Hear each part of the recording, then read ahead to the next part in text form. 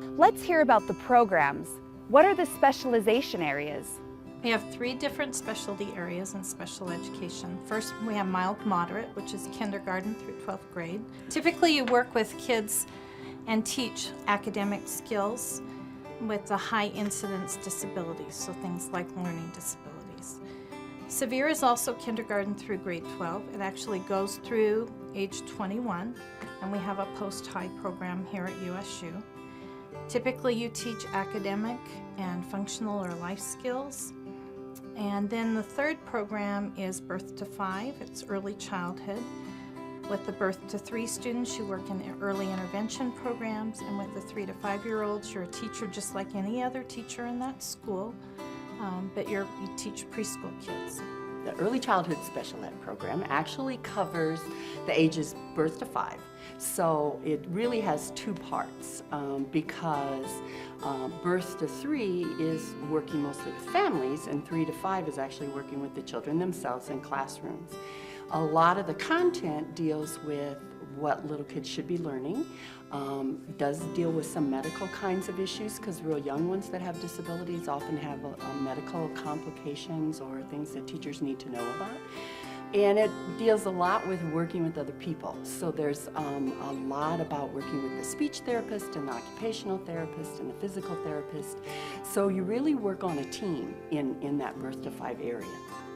Students with severe disabilities run the gamut. It's a very diverse sort of category, and it ranges from severe intellectual disabilities to autism spectrum disorder to Down syndrome and some of the various other syndromes that characterize their performance and their behavior. And I guess to collect it all and try to describe it, it involves significant delays in a variety of skill areas and knowledge areas, and so they end up with a diagnosis of severe disability. The interesting thing about kids with severe disabilities is that once you get beyond the diagnosis, these are kids who are capable of learning. Schools across the country are desperate for people to help them support kids who are falling a little bit behind. Mild moderate teachers out of USU are trained to deliver evidence-based instruction to kids across the span.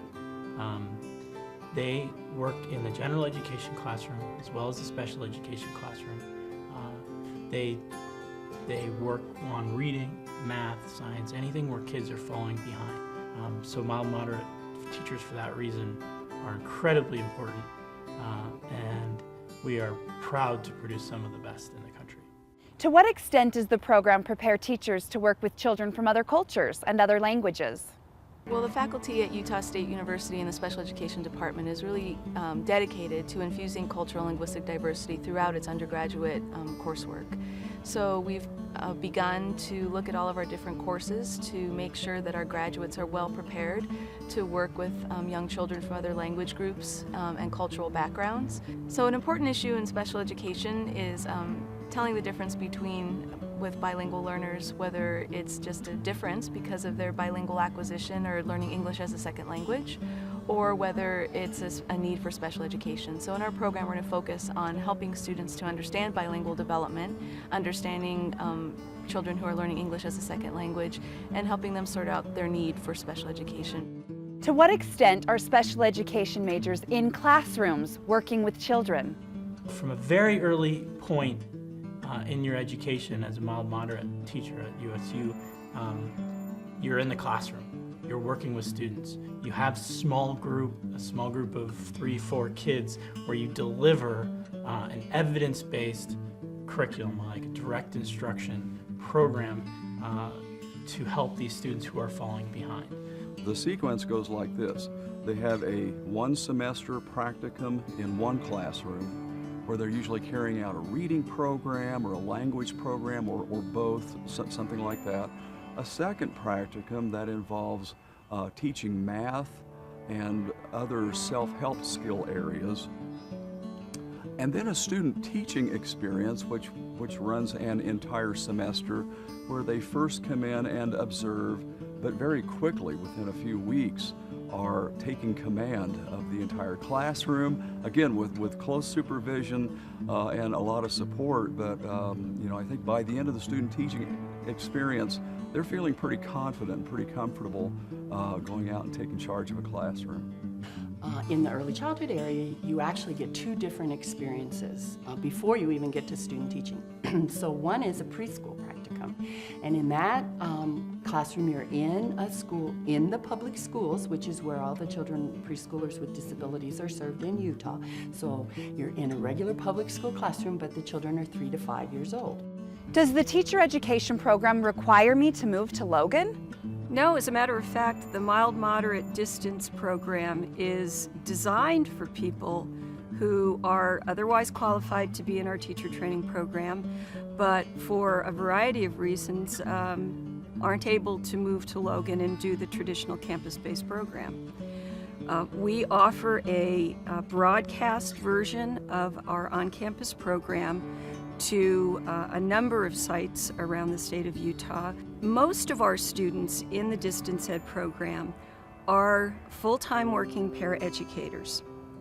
And even though that's not a requirement for application to the distance program, we find that our program really does serve that population because it allows paraeducators who are working full-time to stay in their schools and their community while obtaining the courses that they need to become fully licensed special ed teachers. Are the programs easy to get through? No. No, no, no. No, no, no. No, no, no. They weren't a cakewalk. Well then, if challenging, were you well supported? Absolutely. If I ever had a question, I could send them an email. They would respond quickly to emails. I could set appointments to go by their offices and meet with them. I would even just drop by, talk to them after class, things like that. They were more than willing to be available and help the students succeed. I always felt like I had the support. I always felt like I was never in it alone. The class that I was in, the students that you go through the program with, they start from day one and you graduate with them. And I always felt like, and it wasn't just always the students that were supportive, but the faculty were too. One thing I encourage them to do is to email me or call me and come in, and we'll sit down and we'll look at the area of special ed that they're interested in. And then I can suggest classes in high school to help prepare them for the special education major. There may be AP classes that they can take. There may be concurrent enrollment classes that they can take so that their transition into Utah State is seamless. What about students returning after several years off?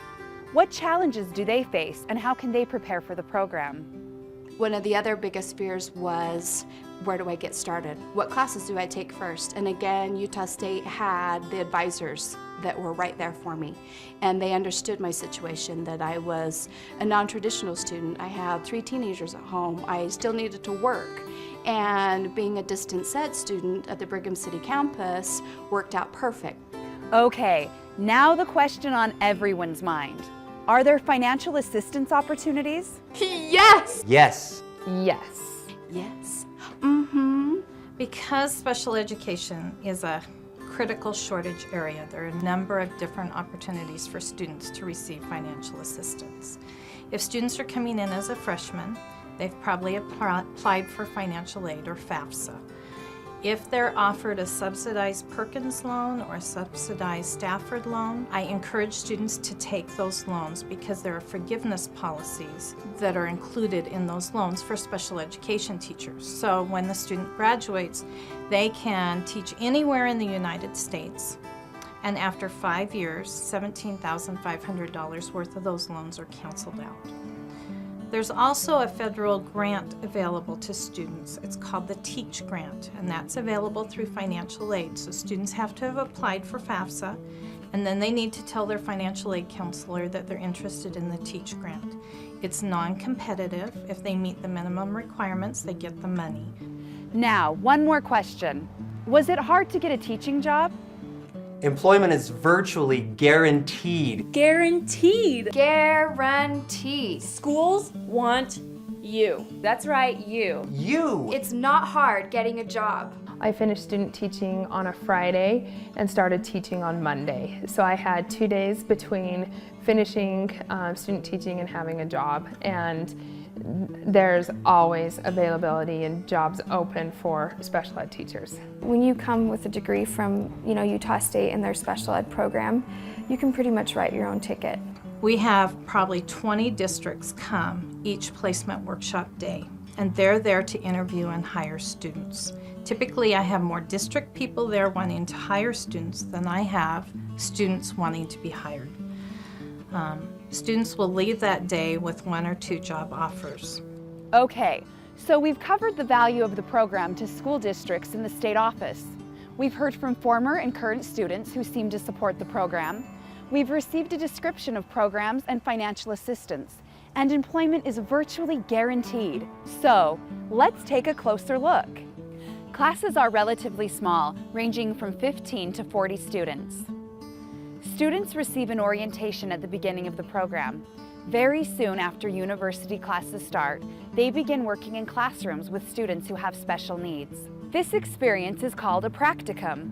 A teacher and a university supervisor help teach skills and answer questions. In most university classes, assignments are carried out by performing specific activities in practicum, so there is a close connection between learning principles and applying skills in the classroom. Some classroom learning opportunities are right on campus.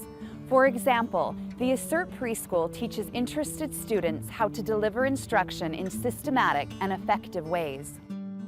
One really unique feature about the special ed program at Utah State University is the opportunity that undergraduate students have to become actively involved in the teaching profession right from the get-go. One of those opportunities is in my preschool, the Assert Autism program. Assert stands for Autism Support Services, Education, Research, and Training. We provide intensive behavioral interventions to young children with autism between the ages of 3 and 5 years old. All of our employees are students. The teachers who work directly with individuals with autism are undergraduate students that can start, even at the beginning of their freshman year, working directly with these kids.